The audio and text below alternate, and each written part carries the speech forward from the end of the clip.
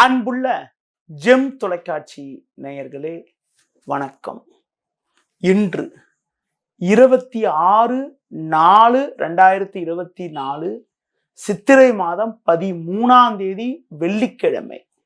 துதிகை திதி காலை 7:46 வரை, பின்பு தேய்பிறை திருத்திகை அனுஷ நட்சத்திரம் பின்னரவு 3:39 வரை, பின்பு கேட்ட நட்சத்திரம். சித்த யோகம் பின்னிரவு 3:39 வரை, பின்பு மரண யோகம். சுப முகூர்த்த நாள் ராகுகாலம் பகல் 10:30 முதல் 12 மணி வரை, யமகண்டம் மதியம் 3 மணி முதல் 4:30 வரை, சுப ஓரைகள் காலை 6 மணி முதல் 8 மணி வரை, பகல் 10 மணி முதல் 10:30 வரை, மதியம் 1 மணி முதல் 3 மணி வரை, மாலை 5 மணி முதல் 6 மணி வரை, இரவு 8 மணி முதல் 10 மணி வரை. இனி இன்றைய கிரக நிலை. மேஷ ராசியில் சூரியன், சுக்கிரன், குரு. கன்னி ராசியில் கேது. விருச்சிக ராசியில் சந்திரன். கும்ப ராசியில் சனி. மீன ராசியில் செவ்வாய், ராகு, புதன். இனி இன்றைய ராசி பலன். மேஷ ராசி நேயர்களே, உங்களுக்கு பண வரவுகள் நன்றாக இருந்தாலும் அலைச்சல்கள் அதிகரிக்கும். குறிப்பாக சுக்கிரன் ஜென்ம ராசியில் இருப்பது, லாபஸ்தானத்தில் சனி இருப்பது போன்ற அமைப்பானது ஒரு நல்ல அமைப்பு என்றாலும், தினக்கோள் என வர்ணிக்கப்படக்கூடிய சந்திரனானவர் உங்கள் ராசிக்கு 8ஆம் வீட்டில் சஞ்சரித்து இன்று நாள் முழுவதும் சந்திராஷ்டம் உள்ளதால் சுலபமாக முடிய வேண்டிய காரியங்கள் சற்று தாமதமாகும். நீங்கள் நினைப்பது ஒன்று, நடப்பது ஒன்றாக இருக்கும். தொழில் வியாபாரத்தில் நீங்கள் சிறப்பாக செயல்பட்டாலும் ஒரு சிலர் செய்யக்கூடிய செயல்களால் உங்களுக்கு கிடைக்க வேண்டியது கிடைப்பதில் ஒரு சில இடையூறுகள் ஏற்படக்கூடிய ஒரு நாளாக இன்றைய நாள் இருக்கும். எந்த ஒரு விஷயத்திலும் சற்று சிந்தித்து செயல்படுவது, புதிய முயற்சிகளை தள்ளி போடுவது தவிர்ப்பது மிக மிக நல்லது. மேலும் வளமான பலன்களை நீங்கள் அடைவதற்கு பெருமாள் வழிபாடு மேற்கொள்வது மிக மிக நல்லது. ரிஷப ராசி நேயர்களே, உங்கள் ராசிக்கு சமசத்தமஸ்தானமான 7ஆம் வீட்டில் சந்திரன் சஞ்சரிப்பதாலும், லாபஸ்தானமான 11ஆம் வீட்டில் செவ்வாய், ராகு, புதன் போன்ற கிரகங்கள் சஞ்சரிப்பதாலும் உங்கள் செயல்களுக்கு நல்ல ஆதரவு கிடைக்கும். பண வரவுகள் நன்றாக இருக்கும். கொடுத்த வாக்குறுதிகளை எளிதில் காப்பாற்றுவீர்கள். நல்ல நட்புகள் உங்களை நாடி வரும். நண்பர்கள் மூலமாக ஒரு சில வளமான பலன்களை அடையக்கூடிய ஒரு வாய்ப்புகள் உங்களுக்கு உண்டு. எடுத்த பணியை குறித்த நேரத்தில் செய்து முடிப்பீர்கள். உடன் பிறந்தவர்கள் மூலமாக ஒரு சில வளமான பலன்கள் கிடைக்கும். தொழில் வியாபாரத்தில் உங்கள் எண்ணங்கள் நிறைவேறக்கூடிய ஒரு வாய்ப்புகள் உண்டு. வேலைக்கு செல்பவர்களுக்கு கடந்த கால பிரச்சனைகள் எல்லாம் தற்போது குறைந்து ஒரு வளமான பலன்கள் கிடைக்கக்கூடிய ஒரு இனிய அமைப்பானது இன்றைய நாளில் உண்டு. மேலும் வளமான பலன்களை நீங்கள் அடைவதற்கு சிவன் ஸ்தலங்களுக்கு சென்று வருவது மிகவும் சிறப்பு. மிதுன ராசி நேயர்களே, உங்கள் ராசிக்கு ருண ரோகஸ்தானம் என வர்ணிக்கப்படக்கூடிய 6ஆம் வீட்டில் சந்திரன் சஞ்சரிப்பது, தொழில் ஸ்தானமான 10ஆம் வீட்டில் செவ்வாய், ராகு, புதன் போன்ற கிரகங்கள் சஞ்சாரம் செய்வது சிறப்பான அமைப்பு ஆகும். குரு பகவான் லாபஸ்தானத்தில் சஞ்சரிப்பதால் பண வரவுகள் மிக மிக நன்றாக இருக்கும். நீங்கள் நினைத்ததெல்லாம் நடக்கும்.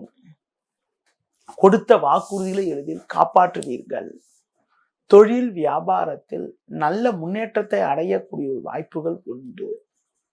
வேலைக்கு செல்பவர்களுக்கு பணியில் ஒரு சில கௌரவமான நிலை ஏற்படக்கூடிய ஒரு வாய்ப்புகள் இன்றைய நாளில் உண்டு.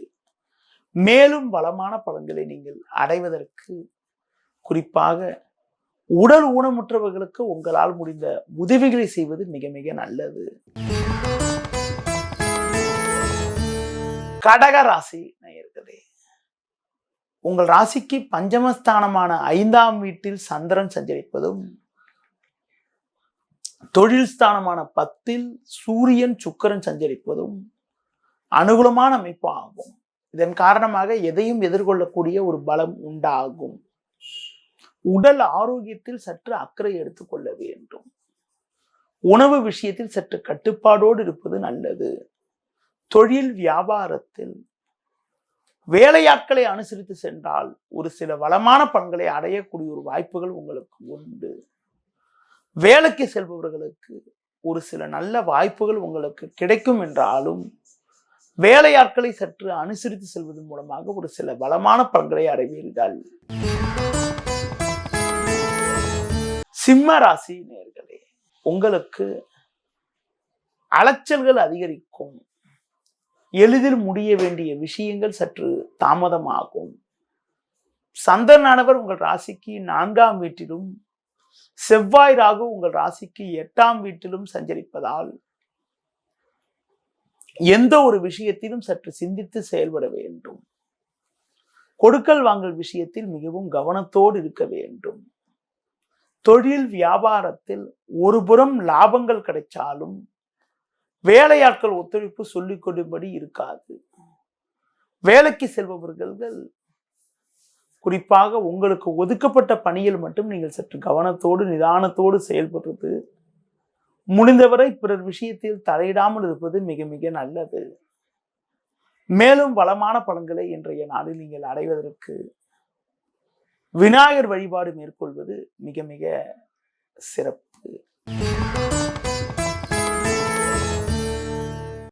கன்னி ராசி நேயர்களே, உங்கள் ராசிக்கு முயற்சி ஸ்தானமான 3ஆம் வீட்டில் சந்திரனானவர் சஞ்சரிப்பதும், அது மட்டும் இல்லாமல் ருணரோகஸ்தானமான 6ல் சனி சஞ்சரிப்பதும் நல்ல அமைப்பாகும். எதிர்நீச்சல் போட்டாவது அடைய வேண்டியதை அடையக்கூடிய ஒரு வாய்ப்புகள் உங்களுக்கு உண்டு. தொழில் வியாபாரத்தில் நல்ல முன்னேற்றம் இருக்கும். வேலைக்கு செல்பவர்களுக்கு ஒரு கௌரவமான நிலை கிடைக்கக்கூடிய ஒரு வாய்ப்புகள் உண்டு. மேல் அதிகாரியிடம் பேசுகின்ற போது சற்று பொறுமையோடு வாக்குவாதங்கள் செய்யாமல் இருப்பது மிக மிக நல்லது. இன்றைய நாளில் ஒரு வளமான பலன்களை நீங்கள் பெறுவதற்கு தட்சிணாமூர்த்தி வழிபாடு மேற்கொள்வது மிக மிக நல்லது. துலா ராசி நேயர்களே, உங்கள் ராசிக்கு 2ல் சந்திரன், 7ல் சூரியன் சுக்கிரன் போன்ற கிரகங்கள் சஞ்சரிப்பதால் எந்த ஒரு விஷயத்திலும் சற்று சிந்தித்து செயல்படுவது நல்லது. எதிர்பார்த்த பண வரவுகள் தக்க நேரத்தில் கிடைக்கும். தொழில் வியாபாரத்தில் உங்கள் பணியில் மட்டும் நீங்கள் சற்று கவனத்தோடு இருந்தால் இருக்கக்கூடிய பிரச்சனைகளை சமாளிக்கக்கூடிய ஒரு பலம் உண்டாகும். வேலைக்கு செல்பவர்களுக்கு ஒரு சில வளமான பலன்கள் கிடைக்கும் என்றாலும் பிறர் விஷயத்தில் தலையிடாமல் உங்களுக்கு ஒதுக்கப்பட்ட பணியில் மட்டும் நீங்கள் சற்று கவனத்தோடு இருப்பது மிக மிக நல்லது. மேலும் வளமான பலன்களை இன்றைய நாளில் நீங்கள் பெறுவதற்கு சிவன் ஸ்தலங்களுக்கு சென்றுவது மிக மிக சிறப்பு. விருச்சிக ராசி நேயர்களே, ஜென்ம ராசியில் சந்திரன், 6ல் சூரியன் சஞ்சரிப்பதால் எதையும் எதிர்கொண்டு ஒரு வளமான பலன்களை அடையக்கூடிய ஒரு வாய்ப்புகள் இன்றைய நாளில் ஏற்படும். கொடுத்த வாக்குறுதிகளை எளிதில் காப்பாற்றுவீர்கள். நல்ல வாய்ப்புகள் உங்களுக்கு கிடைக்கும். உங்களுக்கு இருக்கக்கூடிய எந்த எதிர்ப்பையும் சமாளிக்கக்கூடிய ஒரு அதிர்ஷ்டங்கள் உங்களுக்கு உண்டு. தொழில் ரீதியாக பார்க்கின்ற பொழுது புதிய யுக்திகளை பயன்படுத்தி ஒரு சில அனுகூலமான பலன்களை பெறுவீர்கள். வேலைக்கு செல்பவர்களுக்கு வேலை பளு சற்று கூடுதலாக இருந்தாலும் எதையும் சமாளித்து அடைய வேண்டியதை அடையக்கூடிய ஒரு வாய்ப்புகள் உங்களுக்கு ஏற்படும். தனுசு ராசி நேயர்களே, உங்களுக்கு எடுக்கும் முயற்சியில் வெற்றி மேல் வெற்றி கிடைக்கும். சனியானவர் 3ல் சஞ்சரிப்பதும், பஞ்சமஸ்தானமான 5ஆம் வீட்டில் குரு சுக்கிரன் சஞ்சரிப்பதாலும் எதிர்பார்த்த உதவிகளும் உத்தரவுகளும் உங்களுக்கு கிடைக்கும். பிள்ளைகள் வழியில் மகிழ்ச்சி தரக்கூடிய ஒரு இனிய நிகழ்வுகள் நடக்கும். தொழில் ரீதியாக பார்க்கின்ற பொழுது அடைய வேண்டியதை அடையக்கூடிய ஒரு வாய்ப்புகள் உங்களுக்கு உண்டு. பேச்சில் சற்று பொறுமையோடு இருந்தால் ஒரு பலமான பலன்களை அடையலாம். கொடுக்கல் வாங்கல் ரீதியாக சிறிதளவு தேவையில்லாத செலவுகள் ஏற்படலாம் என்ற காரணத்தினால் பொதுவாக பேச்சில் சற்று பொறுமையோடு நிதானத்தோடு இருப்பது, பிறர் விஷயத்தில் தலையிடாமல் இருப்பது மிக மிக நல்லது. எந்த ஒரு விஷயத்தில் நீங்கள் ஈடுபடுவது என்றாலும் சற்று சிந்தித்து செயல்பட்டால் ஒரு ஏற்றமிகுந்த பலன்களை இன்றைய நாளில் நீங்கள் அடைய முடியும். மேலும் பலமான பலன்களை நீங்கள் அடைவதற்கு பெருமாள் வழிபாடு மேற்கொள்வது மிகவும் சிறப்பு. மகர ராசி நேயர்களே, உங்களுக்கு பல்வேறு வளமான பலன்களை அடையக்கூடிய ஒரு வாய்ப்புகள் உங்களுக்கு உண்டு. எடுக்கும் முயற்சியில் அனுகூலங்கள் கிடைக்கும். கொடுத்த வாக்குறுதிகளை எளிதில் காப்பாற்றுவீர்கள். பண வரவுகள் மிக மிக சிறப்பாக இருக்கும். தொழில் வியாபாரத்தில் நல்ல லாபத்தை ஈட்டக்கூடிய ஒரு வாய்ப்புகள் உங்களுக்கு உண்டு. உத்தியோக ரீதியாக பார்க்கின்ற பொழுது கடந்த கால பிரச்சனைகள் எல்லாம் தற்போது குறைந்து ஒரு ஏற்றமிகுந்த பலன்களை அடையக்கூடிய ஒரு வாய்ப்புகள் உங்களுக்கு உண்டு. உத்தியோக ரீதியாக பார்க்கின்ற பொழுது சிறு சிறு நெருக்கடி இருந்தாலும் உங்களின் தனித்திறமையால் எதையும் சமாளிக்கக்கூடிய ஒரு வாய்ப்புகள் ஏற்படும். மேலும் வளமான பலன்களை நீங்கள் அடைவதற்கு மகாவிஷ்ணு வழிபாடு மேற்கொள்வது மிக மிக சிறப்பு. கும்ப ராசி நேயர்களே, உங்கள் ராசிக்கு முயற்சி ஸ்தானமான 3இல் சூரியன் சஞ்சரிப்பதால் உங்கள் செயல்களுக்கு நல்ல ஆதரவு கிடைக்கும். எடுத்த காரியத்தை குறித்த நேரத்தில் செய்து முடிக்கக்கூடிய ஒரு பலம் உண்டாகும். தொழில் வியாபாரத்தில் சின்ன சின்ன பிரச்சனைகள் இருந்தாலும் அடைய வேண்டிய இலக்கை அடைவீர்கள். உங்கள் ராசிக்கு 2இல் புதன் 10இல் சந்திரன் சஞ்சரிப்பதால் சாமர்த்தியமாக செயல்பட்டு அடைய வேண்டியதை அடையக்கூடிய ஒரு வாய்ப்புகள் ஏற்படும். தொழில் ரீதியாக பார்க்கின்ற போது புதிய யுக்திகளை பயன்படுத்தி நல்ல வளர்ச்சியினை அடையக்கூடிய ஒரு வாய்ப்புகள் இன்றைய நாளில் உண்டு. வேலைக்கு செல்பவர்களுக்கு ஒரு கௌரவமான நிலை கிடைக்கக்கூடிய ஒரு வாய்ப்புகள் உண்டு. கடந்த காலங்களில் உங்களுக்கு இருந்து வந்த பிரச்சனைகள், சிக்கல்கள், நெருக்கடிகள் எல்லாம் தற்போது குறைந்து ஒரு வளமான பலன்கள் கிடைக்கக்கூடிய ஒரு இணைய அமைப்பானது இன்றைய நாளில் உண்டு. மேலும் வளமான பலன்களை அடைவதற்கு பெருமாள் வழிபாடு மேற்கொள்வது மிக மிக நல்லது. மீன ராசி நேயர்களே, உங்கள் ராசிக்கு 2இல் குரு பகவான் சுக்கிரன் சேர்க்கப்பட்டு சஞ்சரிப்பது நல்ல அமைப்பாகும். கடந்த 2 நாட்களாக உங்கள் ராசிக்கு 8இல் சஞ்சரித்த சந்திரன் தற்போது ராசிக்கு 9ஆம் வீட்டில் சஞ்சரிப்பதால் ஒரு சில வளமான பலன்களை அடையக்கூடிய ஒரு வாய்ப்புகள் உண்டு. அடுத்து குறிப்பாக பேச்சு திறமையால் பல்வேறு வளமான பலன்களை பெறுவீர்கள். தேவையற்ற அலைச்சல்கள் எல்லாம் குறைந்து ஒரு சுமூகமான நிலை ஏற்படக்கூடிய ஒரு அமைப்பானது இன்றைய நாளில் உண்டு.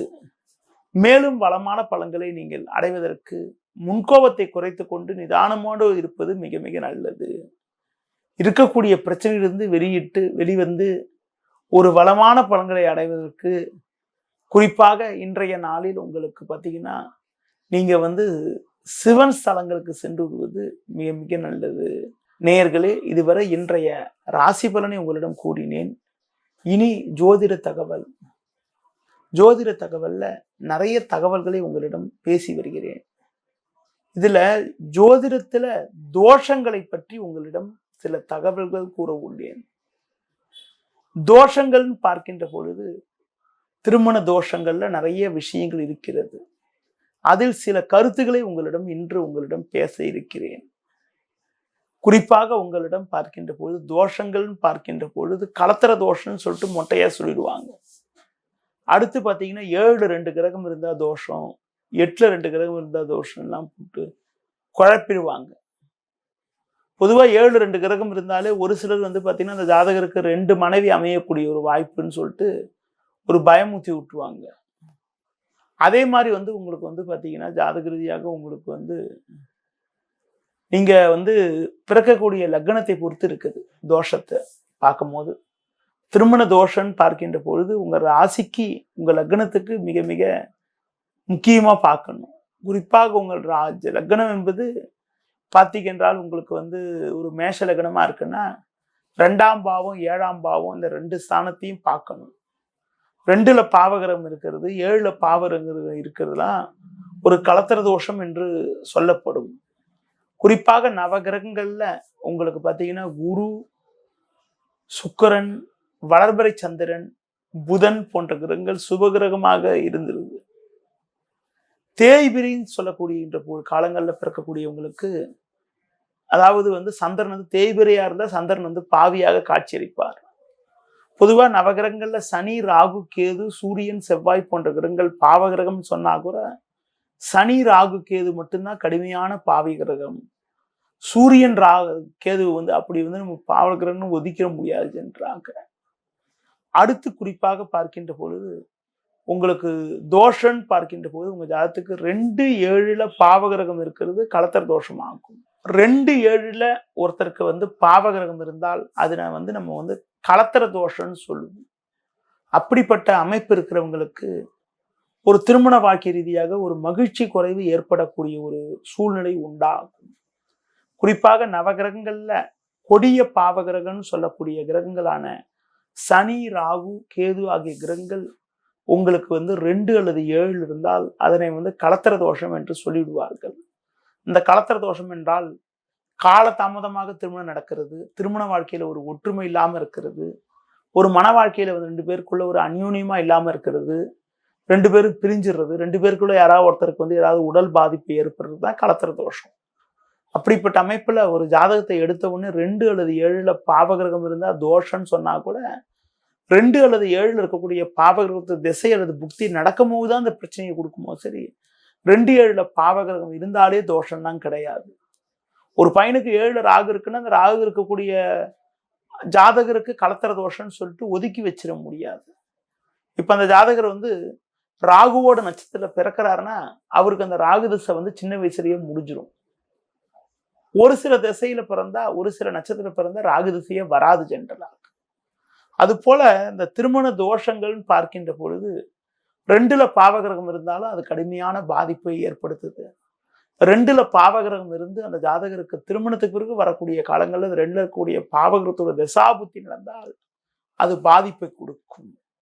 2 சனி அல்லது ராகு இருந்து அந்த கிரகத்தோட திசை நடந்தா நீங்க பாத்தீங்கன்னா எந்த ஜாதகருக்கு இருக்கோ அந்த ஜாதகர் மனைவியோடு சேர்ந்து வாழக்கூடிய ஒரு அமைப்புகளை ஜாதக ரீதியாக ஏற்படுத்துவதில் சில இடையூறுகளை ஏற்படுத்தும். அதாவது 2 பாவகிரகம் இருந்து அந்த பாவகிரகத்தின் திசை கல்யாணத்துக்கு பிறகு வரக்கூடிய காலங்கள்ல நடைபெற்றால் திருமண ஒற்றுமையில சில பாதிப்பை ஏற்படுத்தும்.